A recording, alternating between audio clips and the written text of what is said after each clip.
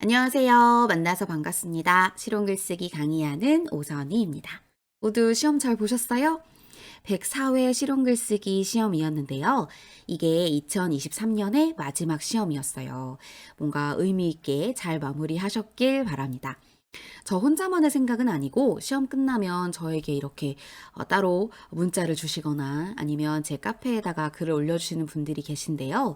요번 시험에서는 객관식은 그렇게 많이 어렵지 않았던 것 같다라는 평들이 많았어요. 저도 그랬거든요. 저도 그래서 객관식은 한 30분 정도 먼저 풀고 이제 전달을 해드려야 하니까 전체 문제를 계속 여러 번 회독하면서 문제를 외워왔습니다. 간단하게 수험표에다가 적어 오려고 했는데 감독관 선생님이 집어 넣으라고 적지 말라고 하셔가지고 그냥 막 머릿속에 외우느라고 굉장히 머리가 아팠던 그런 날이었어요. 이게 어떤 분들은 어떤 감독관 분들은 적어서 나가는 거를 별로 신경 안 쓰시는 분들이 계시고 어떤 분들은 이렇게 수험 번호 확인 다 하고 나면 빨리 집어 넣어라. 아무것도 시험과 관련되지 않은 건 다 집어 넣어라. 이렇게 좀 철저하게 하시는 분들이 계십니다. 그래서 여러분들 중에 내가 뭐 어떤 걸 좀 문제를 제대로 잘 풀었는지 확인하고 싶어서 적어 나오고 싶으신 분들 계시잖아요. 근데 그것만 믿어서는 안 되는 게 시험 현장마다 좀 감독관님의 성향에 따라 조금씩 달라요. 그러니까 저거 나와야지 이렇게 생각하다가도 저거 나오지 못하는 상황이 생길 수도 있어요. 그럴 때는 저처럼 머릿속에 시험지를 그리면서 진짜 시험지를 막 그리면서 머릿속에서 막 외웠다니까요. 그렇게 정리해 나오시는 게 좋습니다. 자, 저의 총평을 간단하게 말씀드리면 방금 전달해 드린 대로 1교시는 조금 평이하지 않았나 생각이 들었고요. 요약보고서와 같이 평소 잘 다루지 않았던 문서가 등장했어요. 보고서 같은 그 문서의 특성은 정말 매 시험마다 나왔었어요. 어떨 때는 출장 보고서가 나오고, 어떨 때는 그냥 보고서 전체를 늘어뜨려 놓고, 보고서 각각의 종류마다 특징이 적절한지, 적절하지 않은지를 확인하는 문제가 나오기도 했고, 아무튼 여러 방법으로 보고서에 대한 문제는 지속적으로 출제가 되었었거든요. 근데 요약 보고서와 같이 평소에는 그 보고서의 종류 안에 집어넣지 않았던 보고서가 나온 거예요. 그래서 조금 생소하시지 않으셨을까라는 생각이 듭니다. 근데 문제를 풀긴 어렵지 않았어요. 왜냐면 말 그대로 요약이니까 보고서의 전체 구체적인 내용을 다 다루는 것이 아니라 요약된 키워드 중심으로 내용을 정리하는 것이 요약 보고서였습니다.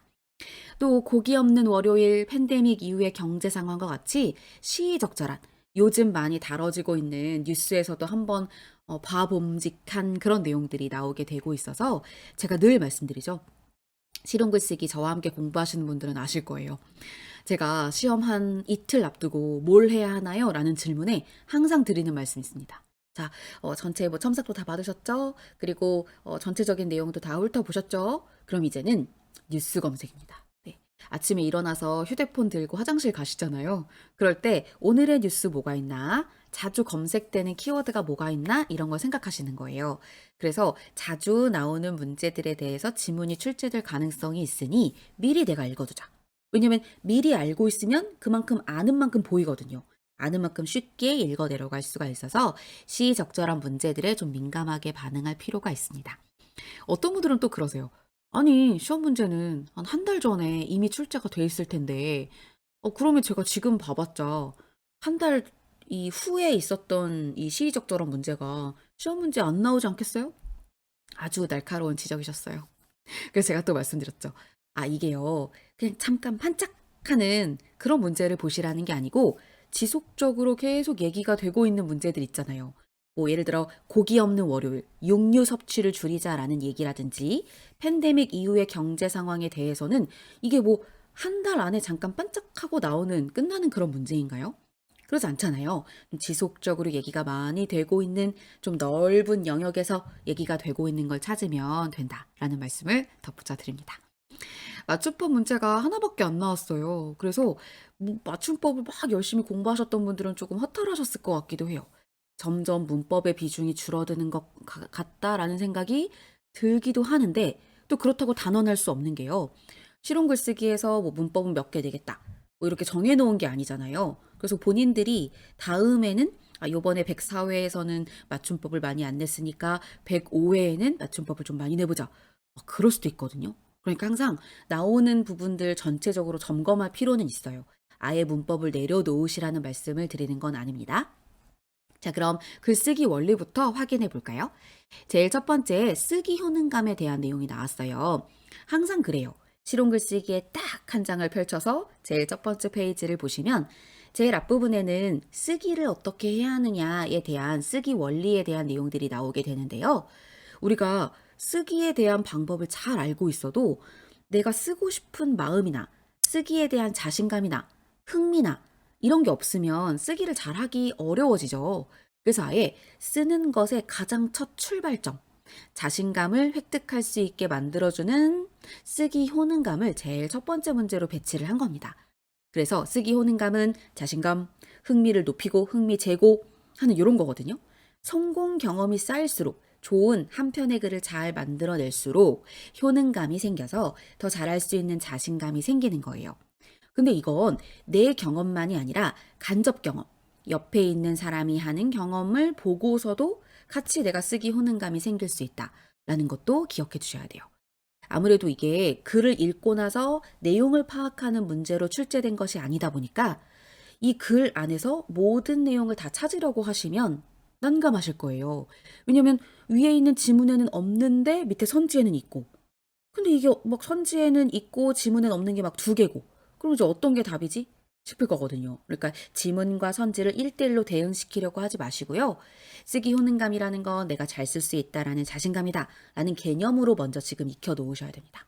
그런 다음 자신감과 관련된 영역인 거 먼저 선지에 남겨두고 아닌 것들을 지워 나가는 방식으로 정리하시면 좋겠어요. 왜냐하면 또 나올 거거든요. 네. 왜냐하면 자신감을 불러일으킬 수 있는 개념이 뭐 쓰기 효능감. 또 뭐 있을까요? 자기가 좀 좋아하는 영역의 글쓰기? 몇 개 없습니다. 그러니까 계속 돌려가면서 앞부분을 장식할 거예요. 그러니까 지금 알아두시면 좋겠죠. 제안서를 쓰는 상황을 바탕으로 해서 목적에 맞게 글을 구성하는 것이 중요하다는 얘기를 했는데요. 자, 글쓰기를 하고자 하는 흥미가 생겼습니다.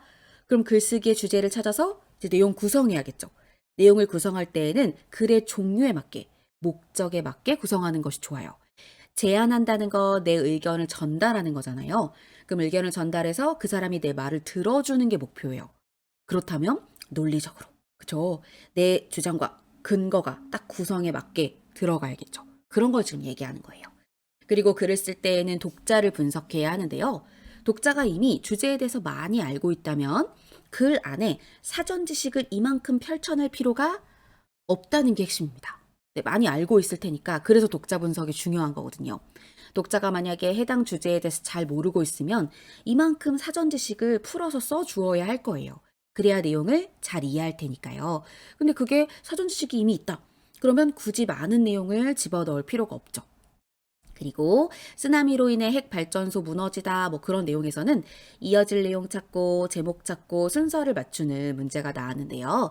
그 쓰나미와 관련해서 자, 쓰나미 핵 발전소가 막 이렇게 전기 공급이 안 되는 상황, 그 다음에 어떤 일이 펼쳐질까 등등 이렇게 원인과 결과로 이어지는 흐름을 잘 이해하시면 되고요. 정치에 불신하는 국민 이야기가 나왔고 결론에 들어갈 말을 찾아보세요 라는 문제가 나왔었거든요. 항상 결론은요, 어떤 글쓴이의 주장이나 아니면 글쓴이가 설명하고 싶다면 설명의 요약본이 들어가야 합니다. 근데 이 문제는 어떻게 돼 있었냐면 요지가 나왔어요. 그러니까 요점이라고도 하죠. 이 글의 요점, 이 글은 이런 요지로 풀어나가는 글이다. 그 얘기는 뭐냐면 이 글이 주장을 나타낼 것인지 이 글이 그냥 설명만 하고 끝날 것인지를 알려주는 게 그 요점이에요. 근데 글을 읽어보니까 이러이러한 이유로 국민들이 정치에 불신하고 있다 이런 문제 상황을 얘기했더라고요. 그럼 아무래도 결론에는 글쓴이가 그래서 이게 문제야 라는 비판의 내용이 들어가겠죠. 그래서 여기서는 비판을 하고 있는 내용을 결론에 들어갈 내용으로 찾으면 적절하지 않을까라는 생각이 듭니다. 자, 저의 그 어떤 생각으로 말씀을 드리는 건데요. 저도 어떤 근거가 있이 말하겠죠. 예.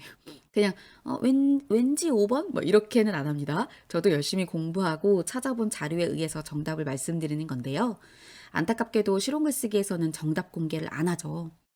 그래서 사실 좀 어떤 정답 공개가 딱 되면 그것에 맞추어서 더 정확한 정보를 드릴 텐데 우선 저는 결론 부분에 무엇에 대한 비판의 내용이 들어갈 가능성이 크다라고 알려드리는 거예요.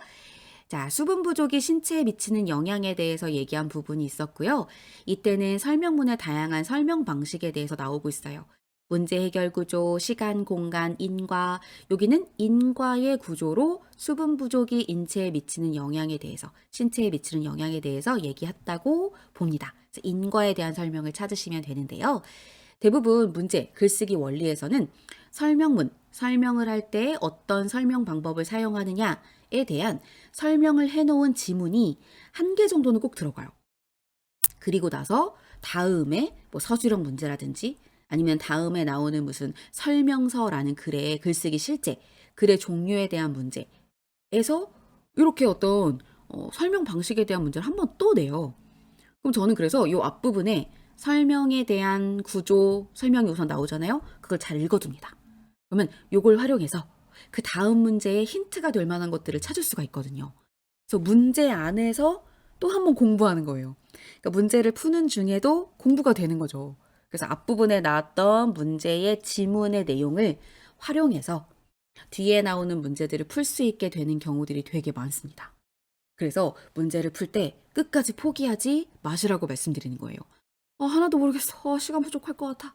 아니, 어차피 힌트가 될 만한 문제들이 곳곳에 있기 때문에 또 그들이 사용하는 어휘의 양상, 단어가 이런 느낌의 단어를 많이 쓰는구나 이런 게 보여요. 그럼 그걸 활용해서 실용 그 서술형을 쓸 때도 참고하실 수가 있어요. 자, 그리고 우월성 이론과 모순성 이론에 대한 내용 삽입이 나오는데요. 어떤 내용을 삽입하는 거였냐면 예를 드는 어떤 학자가 그 이론에 대해서 뭐 이러이러한 경우가 있다. 이렇게 예를 드는 경우가 있었어요. 그러면 어떤 이론에 대한 정의를 쭉 펼치고 나서 그 다음에 예가 들어가겠죠. 그렇죠? 예를 먼저 얘기하고 정의가 나오는 경우는 극히 드물어요. 아예 없다고는 말씀드릴 수는 없는데요. 뭔가 자연스럽게 연결 지으면 뭐 예가 먼저 나올 수도 있겠죠. 근데 일반적인 경우에는 정의를 먼저 말하고 그 다음에 예가 들어갑니다. 그러니까 정의가 나온 부분 뒷부분으로 예를 집어넣으면 되겠죠.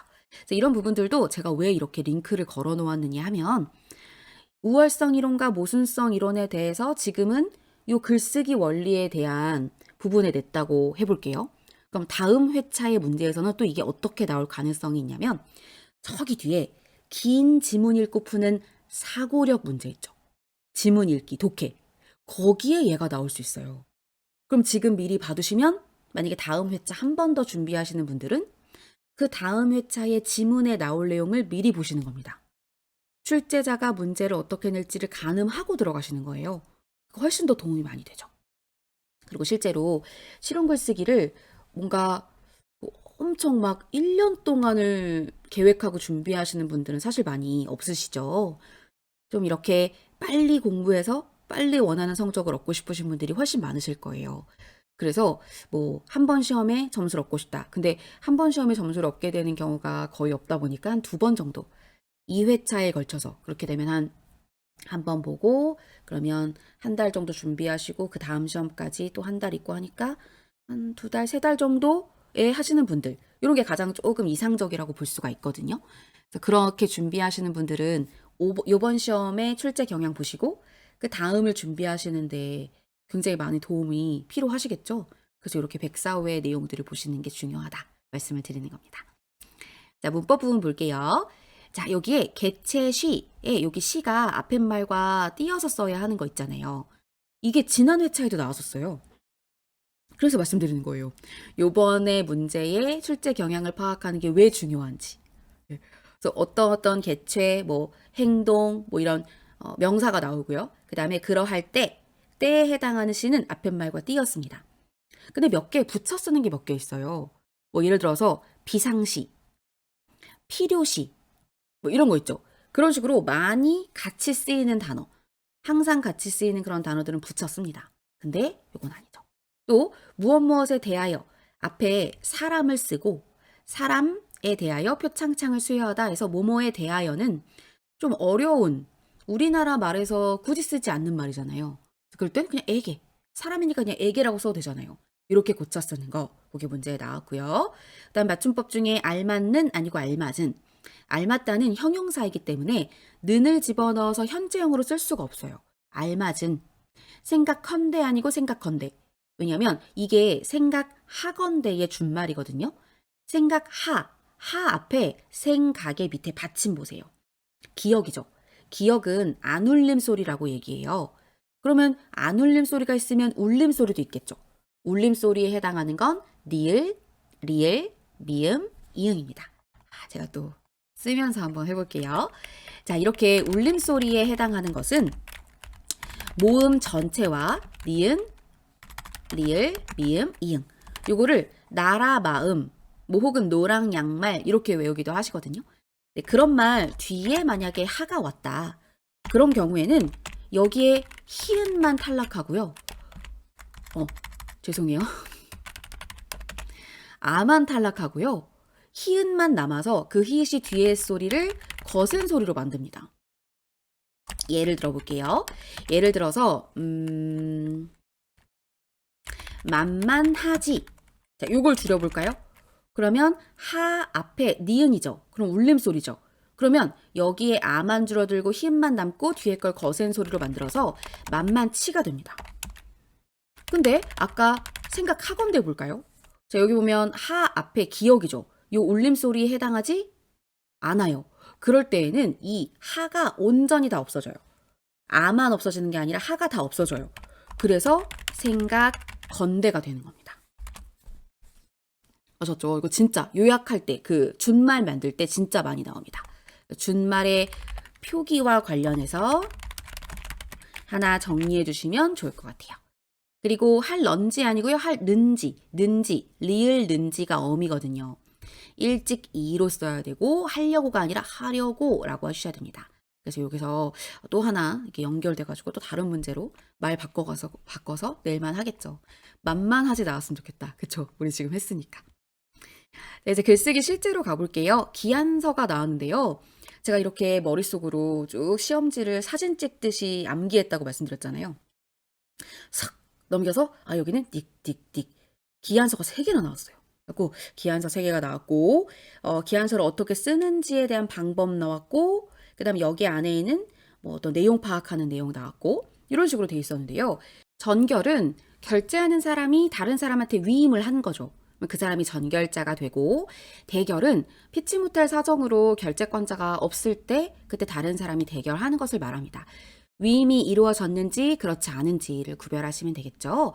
결제권자를 어떻게 표시할 것이냐 또 이런 기한서를 쓸 때 2줄로 될 때가 있잖아요. 문장이. 그럴 때는 윗줄에 문장의 시작점과 그 다음 줄의 첫 시작을 맞춰주어야 하는 거예요. 그러니까 무슨 말이냐면 지금 여기 제가 지금 쓴 거 보세요. 이렇게 항목 표시를 하는 점을 찍고 기한서 이렇게 시작했죠. 그럼 다음 2번째 줄은 어디서 시작해요? 왼쪽 한계선이 아니라 요 기한서라고 하는 글이 시작되는 지점과 맞추어서 이렇게 쓰란 얘기예요. 그래서 왼쪽 한계선이 아니었다는 거 요게 중요했고요. 올바른 표현으로 쓰는 것 그것은 이미 여기 맞춤법 할 때 제가 말씀드렸습니다.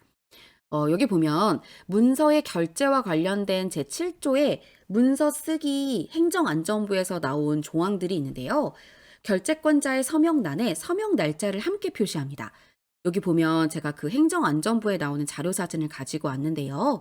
이렇게 각각의 자기의 서명을 쓰되 이렇게 결제권의 어떤 결제권자의 최종인 거죠. 최종 결제권자일 때는 날짜와 함께 쓰는 것 잊지 마시고요. 또 전결하는 사람의 서명란에는 전결이라고 쓰고 서명을 하고요. 또 대결을 하는 경우에도 대결 표시를 합니다. 근데 또 이런 경우가 있겠죠. 위임 전결 사항을 대결하는 경우. 그러니까 이미 A라는 사람한테 위임이 됐는데 그 A라는 사람이 피치 못할 사정으로 결제를 할 수 없을 때는 누군가 다른 사람이 대결을 하겠죠. 그런 경우에는 전결자한테 전결 표시를 하고요. 그런 다음 대결하는 사람의 그 자리에다가 대결 표시를 하고요. 그러니 전결과 대결이 같이 그 서명란에 쓰이는 경우가 생길 수 있다는 거예요. 그렇죠? 그럴 땐 전결 쓰고 대결 쓰고 서명을 합니다. 그리고 전결 표시를 하지 아니하는 사람의 서명란은 만들지 아니한다. 굳이 전결을 할 필요가 없는 그런 사람의 서명란은 만들지 않고 쓴다라고 문서의 결제 조항에 나와 있습니다. 자, 그리고 이제 요약 보고서인데요. 프로젝트 업무 수행에 필요한 아이디어를 요약해서 전달을 하는 보고서예요. 이럴 때는 간결한 문장으로 불필요한 내용 들어가지 않게 하는 게 좋아요. 근데 간결하게 쓰라고 했다고 해서 중요한 내용을 다 빼놓고 쓰란 얘기는 아닌 거 아시죠? 그래서 중요한 내용은 요점이 명확하게 들어가게 하고 간결하게 핵심적인 내용만 남겨서 쓰라는 얘기였습니다. 프로그램 기획안도 나왔었는데요. 이것도 역시 논리적으로 상대방에게 이 기획이 좋아요 라는 걸 설득해야 하는 문서잖아요. 그러니까 막 미사 여구를 넣어서 여기서 말하는 미사 여구는 앞에 막 화려한 수식어를 말하는데요. 화려한 수식어로 멋들어지게 만드는 그런 청산 유수로 펼쳐주는 문장이 중요한 게 아니고 논리적으로 전달을 하는 게 중요합니다. 자, 그리고 관련 프로그램과 차별화된 내용을 표현할 수 있어야 돼요. 다시 말해서 비슷한 포맷의 프로그램이 있으면 그거와 이것이 달라요 라는 차별화의 포인트를 잡아야 한다는 겁니다. 이것도 선지에 나왔던 내용이었죠. 경쟁 프로그램이 있다 생각하고 그걸 전제로 하고 그거와 관련해서 어떤 차별점이 있는지를 얘기하는 것이 중요하다. 요 말 나왔었거든요. 저는 이걸 어떻게 했냐면 SWOT 전략이 그 기획안 안에 있더라고요. SWOT가 뭐냐면 S는 강점, W는 약점, O는 기회, T는 위협이에요. 그러니까 내가 이 프로그램을 만들m에 있어서 경쟁자가 있다는 건 어찌 보면 위협의 요소가 될 수 있잖아요. 그죠? 그죠? 기획안을 쓰는데 SWOT가 들어있더라고요. 그러면 경쟁자, 뭐 어떤 이 프로그램이 만들어지는 배경의 사회적 모습까지도 신경 써서 기획안을 쓰라는 거겠구나. 그 생각이 나오더라고요. 그리고 거기에 선지 중에 시청자들이 원하는 니즈만 분석한다 라는 말이 있었거든요. 물론 시청자들의 니즈를 분석하는 거 맞죠. 시청자들이 봐줄 거니까. 근데 그것만은 아니겠죠. 그죠? 자신들이 가지고 있는 신념도 표현할 줄 알아야겠죠. 프레젠테이션 점검표가 나왔는데요. 프레젠테이션은 최종 목표가 정확한 내용 전달 아닐까요? 그러면 프레젠테이션을 이렇게 했나 저렇게 했나 점검하는 표의 목표 자체도 정확한 내용 전달이 되겠죠. 회사 홍보문도 나왔는데요. 적절한 카피를 이용해서 또 특징을 4가지로 정리해서 내용들을 홍보의 내용으로 전달을 했더라고요. 전문성을 강조해야 되는 것도 회사 홍보문의 특징이었고요. 이 홍보문에서는 뭐 고객 중심의 회사입니다. 뭐 이런 걸 되게 강조했더라고요. 그리고 50년 동안 한 분야에서 뭐 광고 업무를 해왔다. 그런 식으로 자신들이 얼마나 오랜 세월 동안 노력했는지 뭐 이런 부분들도 정리했더라고요. 자, 발주서가 나왔어요. 근데 이거는 계약서하고는 다른 부분이죠. 근데 자주 거래를 주고받는 회사들에서는 발주서와 계약서를 같은 의미로 사용하게 되는 경우들도 있다고 합니다. 하지만 그렇게 될 경우에는 나중에 분쟁이 생길 수 있어요. 그래서 첫 거래할 때는 계약서를 우선 쓰고요. 그런 다음 그 다음 계속 주문을 할 때에는 발주서가 계약서와 마찬가지의 효력을 발생할 수 있게 그렇게 하도록 하자라고 정하고 발주서를 만들어서 보내기도 한다고 합니다. 발주서는 이러이러한 상품을 그 대금을 이렇게 언제까지 주고 그리고 물품은 언제까지 배달을 해줘야 된다. 이런 사항들이 꼼꼼하게 적혀 있는 게 발주서거든요. 설명서는 그림의 내용을 보고 설명서의 주의사항을 연결 짓는 거라 이거는 아마 100%다 맞추셨을 것 같아요. 뭐 그림에서 뭐 직사광선 뭐 B 이렇게 X 쳐져 있으면 직사광선 안에 배터리를 놓지 말아라. 뭐 이런 게 핵심적인 내용이었죠. 또 명세서는 특허와 관련된 건데요. 타자보호 위생 마스크라고 해서 이렇게 투명한 거 밑에다가 이렇게 되는 마스크 있잖아요. 이 마스크에 배경 기술이 어떤 게 사용되었는지를 확인하는 그런 문제였습니다. 그래서 이런 특허들을 많이 받으시는 게 되게 중요한데요. 저는 이 특허를 잘 받았으면 좋겠어서 특허로라고 여러분 검색하시면 나오거든요. 특허청에 들어가도 바로 특허로로 연결될 수 있는 메뉴가 있어요. 그래서 특허청 들어가셔도 되고 특허로 검색해서 들어가셔도 되는데 특허로에 들어가면 다양하게 나온 명세서들의 예가 쭉 나와요. 그 명세서가 뭐냐면 특허에 해당하는 뭐 목표, 뭐 이 특허는 이런 목적을 가지고 있다, 이 기술이 들어갔다, 이 기능이 나온다 이런 것들이거든요. 그런 것들을 쭉 한번 읽어보시면 도움이 진짜 많이 돼요. 왜냐하면 어쨌든 실용글쓰기 출제자들도 이미 나온 특허들을 쭉 보면서 그거대로 문제를 만들 거 아니에요. 그러면 여기에 나와 있는 문장 흐름들 이런 걸 그대로 활용할 거라고요. 그러니까 우리가 미리 하나 읽어두시면 되게 좋아요. 그래서 실용 글쓰기는 사실 뭐 어떤 뭐 방법이 딱 정해져 있지 않아요. 공부의 방법이 딱 정해져 있다기보다 정말 많은 부분들을 내가 직접 검색하고 이렇게 능동적으로 문서들을 파악해 보는 연습이 굉장히 중요한 공부 방법이 될 겁니다. 그리고 그걸 저는 도와드리는 거고요. 사고력 내용 가볼게요. 사내 제한 제도에 대한 내용이 나왔었는데요. 이것도 역시 지난 회차에 나왔었어요. 근데 이런 사고력에 대한 문제로 나오긴 했으나 문제의 그 패턴은 좀 달랐죠. 그러니까 이렇게 활용되고 있거든요. 사내 제한 제도는 사내에서 뭐 어떤 특정한 직급만 제한을 할 수 있는 게 아니라 정말 그냥 일반 평사원들도 다 제한을 할 수 있는 거예요. 그럼 그런 제안들에 반드시 피드백을 주어서 내 제안이 그냥 허공에 날리는 것 같은 느낌이 들지 않게 모두 피드백을 주고 지금 현재는 필요하지 않더라도 꼭 저장해 놓고 나중에 이 제안이 필요할 수도 있으니까요. 그리고 적절한 보상을 해주어야 하는데 그게 꼭 돈은 아니에요. 그래서 거기에 문제 나왔었죠. 뭐 돈으로 보상을 해야만 한다. 삐 틀렸어요. 그리고 횟수에다가 국한지어 보상을 하면 이것저것 다 그냥 계속 제안을 하겠죠. 질이 좋은 제안이 나오지 않겠죠. 그러니까 횟수에만 국한지어 보상하는 것도 옳지 않다. 요거 나왔었고요. 이런 부분들은 문제 해결 방법이나 대인관계 능력하고도 관련이 되어 있는데요.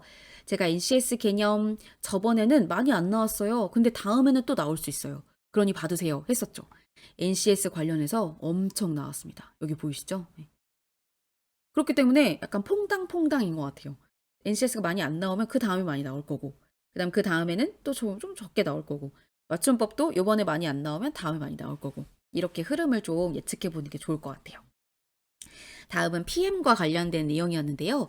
프로젝트 매니저가 어떻게 해서 어떤 계획 수립에서부터 판매에 진행되는 그 전체의 일정들을, 전체의 과정들을 어떻게 관리할 것이냐, 뭐 이런 것들을 내용 파악하고 독해하듯이 풀면 되는 문제였습니다. 사고력 문제는 그렇게 독해로 푸시면 되는 문제고요. 대인관계 능력 중에서 역량에 대한 얘기가 나왔는데 관리자들이 어떤 일의 추진력이 좋으면 되게 좋은 관리자라고 잘못 생각하기 쉬워요. 관리자는 추진력도 좋아야겠지만 많은 어떤 팀원들과의 상호작용을 통해서 이들을 같이 끌어나가는 게 좋아요. 어떤 팀원이 위에 관리자에게 잘 복종하고 잘 그 말을 따르고 이런 조직이 결코 좋은 조직이 아니라는 거죠. 밑에 있는 일반 팀원들의 어떤 주체성, 능동성 이런 게 있어야 좋은 조직입니다. 근데 그 밑에 있는 직원들이 그냥 잘 따르기만 해요. 생각 별로 많이 안 해요. 그럼 좋은 조직이 아니죠. 그래서 역량을 생각해 봤을 때 이게 대인관계 능력이 나오는 부분인데요. 역량, 관리자의 역량을 생각해 봤을 때 추진력만을 그 역량에 집어넣지 않는다. 추진력과 더불어서 이들을 잘 감싸 안고 같이 이끌어갈 수 있게 만들어주는 그런 관리자가 필요하다라는 걸 기억해 주시면 됩니다. 스토킹 범죄 얘기 나왔고요. 이걸 내용 파악하고 사례를 연결 짓는 게 나왔는데요. 스토킹과 스토킹 범죄를 나눠서 설명하고 있어요. 그럼 분명히 이유가 있겠죠? 스토킹이라는 건 여러분 잘 알고 계시듯이 뭐 여러 상대방에게 불쾌감을 줄 수 있을 만한 행동들을 말하고요. 스토킹 범죄는 어떻게 다르냐면 그 스토킹의 행동을 지속적으로 해야 스토킹 범죄가 됩니다. 그러니 사례를 연결 지으실 때 지속성이 나온 부분을 찾으셔야 했던 거예요. 지속적으로 그리고 직접적으로 그걸 확인하시면 되고요. 미술과 화학도 지문 나왔고요. 그 지문 읽고 푸시면 되는 독해 문제였습니다. 미술 재료가 시간이 지남에 따라 변함이라기보다는 진함이라고 하는 게 낫겠죠? 시간이 지남에 따라서 다른 화합물이 되어 색이 변하는 내용이었어요. 제일 처음에 그림을 그릴 때만 해도 좀 밝은 분위기에 밝은 색감이 나오는 그림이었는데 그게 시간이 지나면서 다른 어떤 화학작용으로 인해 다른 화합물이 생기면서 좀 어두워졌다. 그래서 그 화합물의 색깔을 찾는 문제, 진짜 쉬운 문제 하나 나왔었죠. 검은색, 노란색, 이런 거 찾는 거였잖아요. 그거였고요. 페코노미 같은 경우는 사람들이 많이 그 반려동물을 키움으로써 그와 관련된 산업이 발전한다라는 건데요. 새로운 기술을 접목시켜서 혁신을 보여주기도 하고 또 공정 과정에서 생산성을 향상시킬 수 있는 혁신을 보여주기도 하고 또 이게 그 페코노미 안에 있는 그 관련된 산업의 그 조직 내에서도 분위기를 혁신할 수 있는 게 필요하다. 이런 얘기들이 나왔었어요. 그래서 그런 조직 내에서의 분위기를 혁신하기 위해서는 그게 문제였죠. 반려동물을 회사에 데리고 올 수 있게 하는 거예요. 그래서 반려동물과 친화된 사업을 하고 있는 그런 사업체에서 아이디어가 더 뿅뿅 잘 나오겠죠. 그것도 혁신일 수 있다라는 얘기입니다. 뭐 기술만 새롭게 만들고 뭐 이런 것만 혁신이 아니고 정말 사람들 내에서 생각의 변화, 의식 차원에서의 변화를 만들어낼 수 있는 것도 혁신이다. 라는 내용이 혁신으로서 많이 나왔었어요. 자, 문제 해결 과정은 제가 이렇게 또 노란색으로 표시했는데요. 이런 부분들도 여러 번 출제가 되기 때문에 표시를 해봤습니다. 문제 인식은 무엇을 결정해야 하는지에 대한 내용이었는데요. 우리 봤던 문제에서는 그거였죠. 17명 정도의 사람이 모여서 회의를 할 거고, 교육을 하는 거죠. 교육을 할 거고, 그리고 그 회의장에는 그 빔 프로젝터를 설치해야 되고, 그 다음에 3시간 정도 사용할 거고, 그래서 가장 가격이 저렴한 걸 골라야 한다. 이거였죠. 그래서 무엇을 결정해야죠? 나는 지금 회의 장소를 빌려야 돼. 교육 장소를 빌려야 돼. 이게 무엇이에요? 그게 문제인식. 그런 다음은 문제를 좀 더 깊이 있게 들어갑니다. 그러면 나는 문제를 분석해 볼까? 우리 회사는 가장 저렴하게 회의실을 빌리는 걸 원해. 이런 것들을 도출시키는 거예요. 그런 다음 원인 분석. 필요한 데이터를 수집해요. 그게 뭘까요? 하늘실은 얼마야? 그다음 달실은 얼마야? 이런 식으로 각 회의장마다의 가격 분석, 이런 데이터를 수집하는 게 원인 분석이에요. 그런 다음 해결 방안으로는 우리가 3시간 정도 할 거니까 이 장소가 가장 적절하겠어. 결정하는 게 해결 방안. 그런 다음 직접 실행에 옮겨요. 실행에 옮길 때 어떻게 할까요? 이 담당 실무자가 직접 그 회의실로 가야죠. 해가지고 여기 빔 프로젝터 여기 있고 직접 쏴보고 다 해야 돼요. 그리고 이것에 대해서 당초 장애가 되는 문제의 원인들을 해결안을 통해 제거해 나가는 거예요. 예를 들어서 어떤 회의실에 빔 프로젝터 설치돼 있고 이런 것들은 다 있어요. 근데 뭔가 교육을 하기에 적절하지 않은 부분이 있다. 그러면 교육을 해야 되는 게 우리의 최종의 목표잖아요. 그럼 그것에 맞지 않는 것들은 제거해 나가는 것까지. 이런 게 실행 및 평가의 내용입니다. 그러니까 많은 분들이 문제를 인식했는데 뭘 또 도출을 해? 왜 이렇게 2번이나 나오지? 해서 그 문제가 좀 헷갈리셨을 거예요. 근데 한번 문제를 인식할 때는 1차적으로 눈앞에 보이는 내가 뭘 해야 되지? 회의실 결정. 그게 문제인식. 문제 도출은 좀 더 깊이 있게 들어가서 내가 무엇을 중점적으로 이걸 회의실을 결정해야 되는 거지? 이렇게 조금 더 깊이 있게 들어가는 게 문제 도출입니다. 아셨죠? 자, 직업인의 기본 자세, 요것도 직업윤리 내용이에요. NCS 엄청 나왔죠? 직업윤리가 개인윤리에 선행한다는 내용도 필요합니다. 그러니까 무슨 말이냐면 직업윤리와 개인윤리가 이렇게 상충될 때가 있어요. 그럴 때는 직업윤리니까 당연히 직업윤리가 선행해야 합니다. 예를 들면 이런 거예요. 엄청 비싼 그런 명품 매장에서 일하는 직원이에요. 그럼 직업윤리를 적용해야 돼요. 그러면 이 명품 물건을 고객님들께 잘 소개하고 판매를 하는 게 직업윤리입니다. 대신 정직하게 속이면 안 되고. 근데 이 사람은 개인적 윤리의 그 마음의 신념에는 이렇게 비싼 걸 굳이 사야 돼? 이런 생각을 가지고 있었던 사람이라고 해볼게요. 그러면 지금 개인윤리와 직업윤리가 상충된 상황입니다. 자, 어떻게 할까요? 고객님들한테 이런 거 왜 사요? 이렇게 말하면 안 되겠죠. 직업윤리에 맞추어서 이것이 어떤 점에서 꼭 고객님한테 필요한 물건인지를 설명하는 직업윤리가 필요하다는 거예요. 직업윤리는 개인윤리에 선행합니다. 아셨죠? 자, 그리고요. 이 직업인의 기본 자세는 1번부터 6번까지 총 6개인데요. 5번이 나왔어요. 자신의 일이 누구나 할 수 있는 것이 아니라 해당 분야의 지식과 교육을 밑바탕으로 성실히 수행해야만 가능한 것이라고 믿고 수행하는 태도. 다시 말해서 한번 직업을 선택하고 나면 그 분야에 대해 공부 하나도 안 하고 그냥 쭉 가는 게 아니라 계속 전문적으로 공부를 해 나가는 거예요. 그게 전문가 의식이거든요. 근데 거기에 선지 중에 책임 의식도 있었어요. 그러니까 많은 분들이 열심히 공부해 나가는 거 책임감이 있네, 책임 의식 이렇게 생각하실 수 있거든요. 근데 지속적으로 교육을 통해서 내가 그 해당 분야의 전문가가 되기로 마음먹은 이런 직업인의 기본 자세는 전문가 의식입니다. 아셨죠? 그럼 요번에는 요 두 개 헷갈리게 나왔죠? 그럼 다음에 뭐 나올까요? 이런 게 나오겠죠. 1, 2, 3, 6.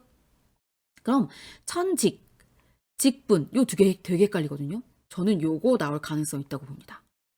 진짜 나왔으면 좋겠네요.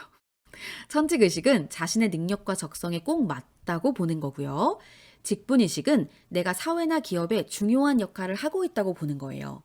그러니까 내가 그냥 물론 돈을 벌기 위해 직업을 가진 것도 맞지만 내가 도움이 되는 사람이다 라고 생각하는 것도 중요하잖아요. 그게 동기부여가 되니까요. 그런 부분들은 직분의식이다. 이렇게 살펴봐 주셔야 됩니다. 서술형도 볼까요? 1교시에 있었던 서술형 1번은 적절한 조직 방법을 찾는 건데요. 확실하진 않은데 저는 이렇게 썼어요. 네.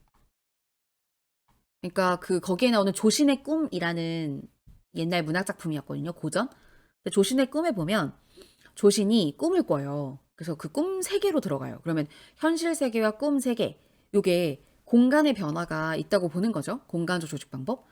근데 신문 기사에서 이 내용을 다룰 때에는 주제별로, 그러니까 어떤 이 구조가 환몽 구조라고 해서 인몽, 강몽, 꿈에 들어가면 인몽이고 꿈에서 깨면 강몽이거든요.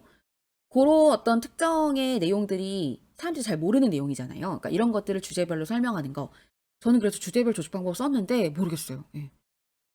출제자 의도가 뭔지 잘 모르겠어요, 이 문제는. 그래서 저는 주제별 조직 방법을 쓰고, 그다음에 어떤 꿈으로 이동하는 거니까 공간적 조직 방법을 쓰고, 그리고 나서 신문 기사니까 주제별 조직 방법을 쓰는 게 맞겠다라고 그 기억이 공통적이어서 그렇게 썼고요.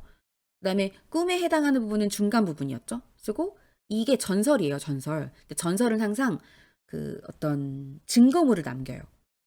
그래서 거기도 보면 조신의 꿈에서 깬 다음에 꿈에서 아들을 묻었던 그 장소를 현실 세계에 가서 파봤더니 어떤 불상 하나가 딱 나온 거죠. 그래서 그걸 바탕으로 절을 하나 지어요. 그래서 그 절을 지을 때 기원설화가 되는 그 전설이었거든요. 전설 들어가는 거죠. 이 전설은 글 속에서 찾아서 쓰는 거였죠. 그 다음은 순화 표현이었는데요. 뭐뭐 함으로써라고 하지 말고 어서, 아서와 같은 연결어비를 쓰는 게 순화한 표현으로 좋다라고 해서 저는 이렇게 썼어요. 그리고 예방하기보다는 뭐 이런 건 예방하려 하지 않고 3어절로 쓰라고 하길래 이렇게 좀 풀어서 써봤습니다. 어떻게 쓰셨는지 여러분 댓글 부탁드려요. 그 다음 서술형 3번은 설정형 문제인데 요게 또 예전에 나왔었어요. 예. 그러니까 이런 게 계속 나오지 않을까 생각이 드는 겁니다. 문제 해결 능력 중에 NCS의 문제 해결 능력이었는데요. 미래 상황에 대응하는 문제, 이게 설정형 문제예요. 설정형 문제에 해당하는 거 2개 찾으세요 라는 게 문제였어요.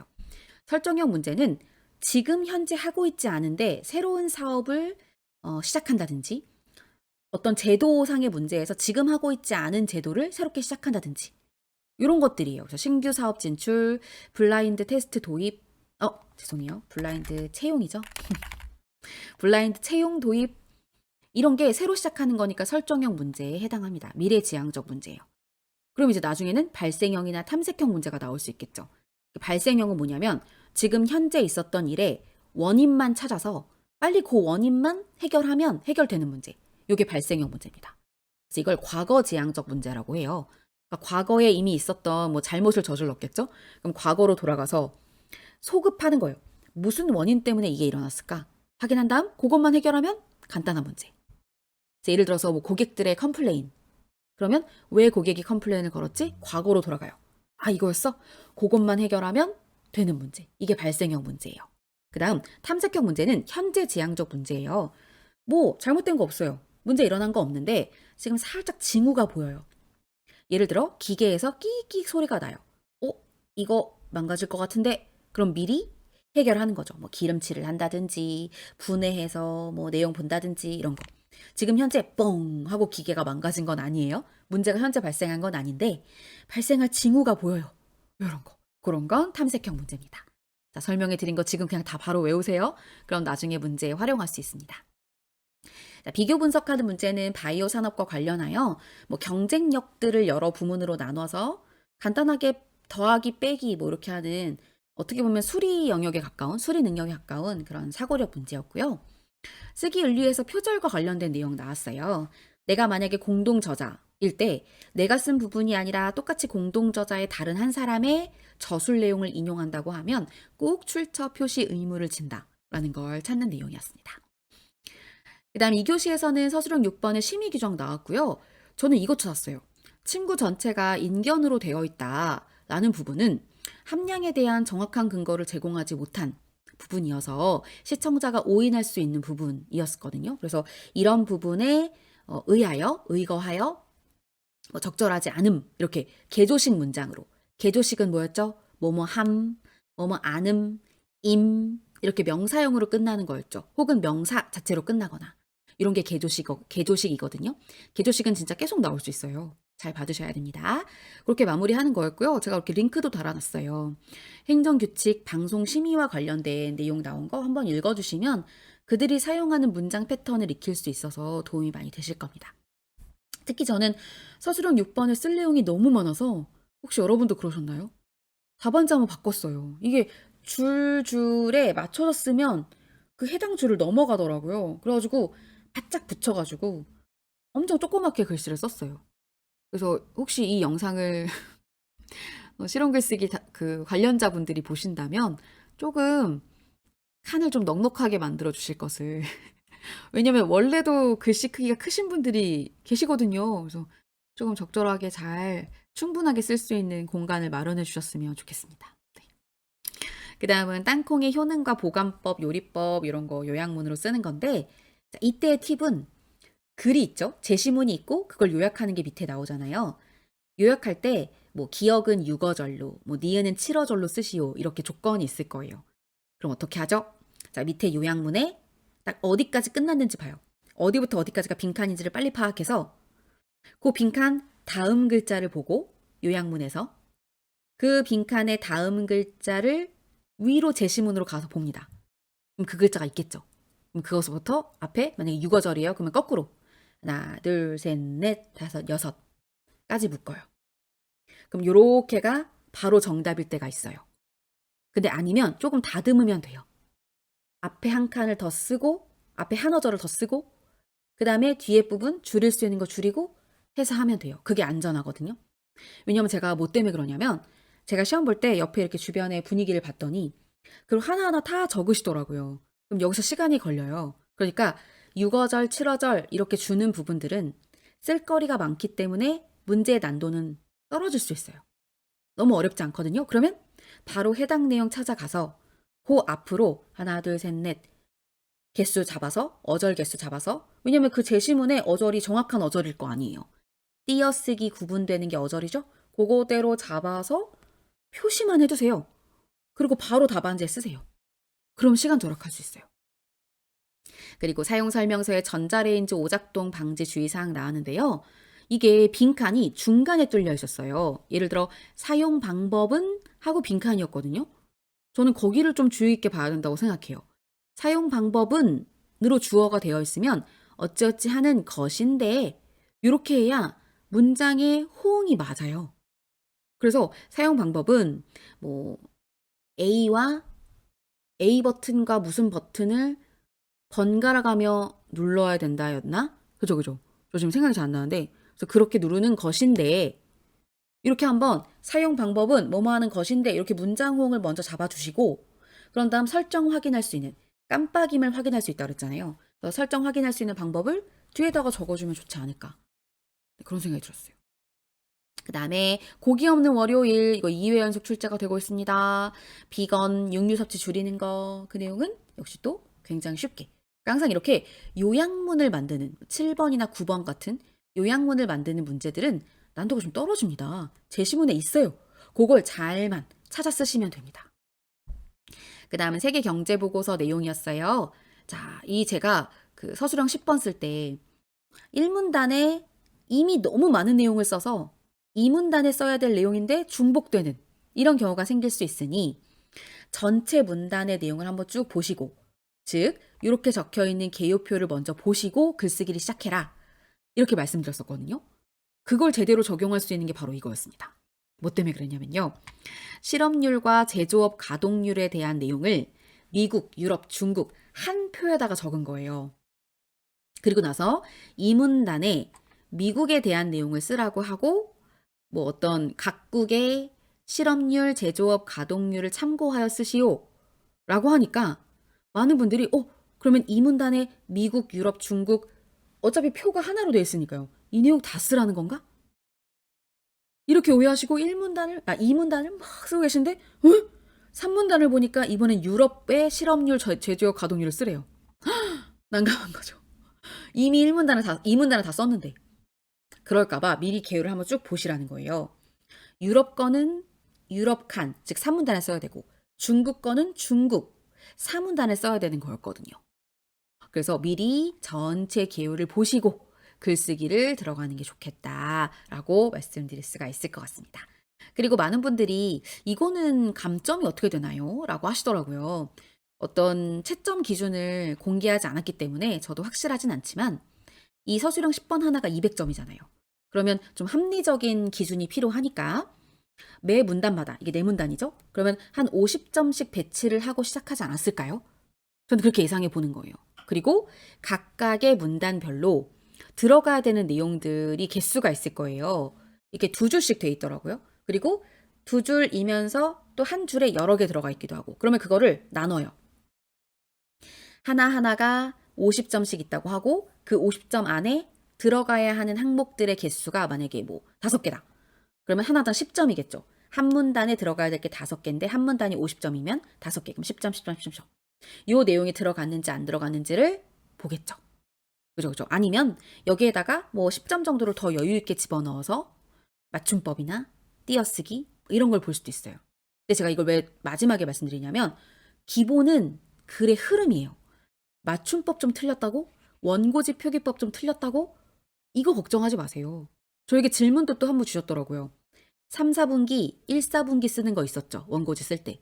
근데 그때 1, 빗금, 4 이렇게 한 칸 한 칸씩 쓰는 거 맞나요? 네, 결론적으로 말씀드리면 맞아요. 1 쓰고 슬래시, 빗금 치고 4 이렇게 3줄에 걸쳐 1, 4분기, 3, 4분기 쓰는 거 맞거든요. 근데 그거 중요하지 않아요. 그거 틀렸다고 해서 감점 크게 되지 않습니다. 내용 흐름이 중요할 것 같아요. 네. 이거는 왜 어떤 근거에 대해서 말씀드리냐면 그동안 여러 시험 보셨던 분들의 누적을 확인해 봤을 때 저 진짜 완전 맞춤법 다 틀리고 띄어쓰기 다 틀리고 원고지 표기법 다 못 지킨 것 같아요. 저 감점 많이 될까요? 저 떨어졌어요. 라고 하셨던 분들이 나중에 그 채점한 결과를 보시더니 적용 안 된 것 같다. 엄청 채점이 잘 됐다. 라고 하시는 엄청 많은 분들의 얘기를 듣고 말씀드리는 거예요. 내용이 중요합니다. 내용 흐름이 중요하기 때문에 내용만 잘 쓰셨다 그러면 지금 낙심하실 필요 없어요.